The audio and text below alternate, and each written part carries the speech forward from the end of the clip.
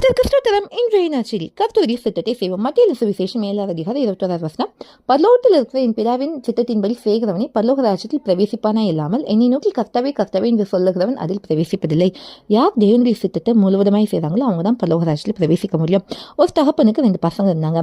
2 பசங்களுக்கு ஒவ்வொரு வீட்டை கொடுத்து அவர் சொன்னாராம், 5 நாள் நீங்கள் இந்த வீட்டை சுட்டு பார்த்துட்டணும், 5ஆவது நாள் நான் வரும்போது எந்த வீடு யார் கரெக்டாக சுத்தம் பண்ணீங்களோ அவங்களுக்கு தான் அந்த வீடுன்ட்டு.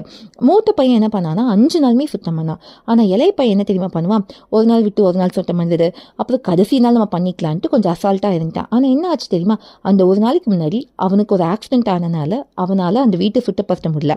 இதனால என்ன ஆச்சுன்னா அவங்க அப்பா வந்து பார்க்கும்போது அவன் வீடு சுத்தமாயில, அவனுக்கு அந்த வீடு கிடைக்கல. இதில் நம்ம கற்றுக்கொள்ள வேண்டிய பாடம் என்ன தெரியுமா, அனைதினமும் நம்ம பரிசுத்தமாக வாழணும். கடைசியில் பார்த்துக்கலாம், கடைசியில் பிதாவின் சித்தத்தை செய்யலாம் நினச்சா அப்படி ஆகாது. அதனால பிதாவின் சித்தத்தை அனைதினமும் செய்ய கற்றுக்கொள்வோம். பரலோக ராஜ்யத்தில் பிரவேசிப்போம். இதுதான் இன்றைய நற்செய்தி. அதனால கர்த்தருக்கு பயந்து வாழுங்க. தேவனுக்கு மகிமை ஆகட்டும்.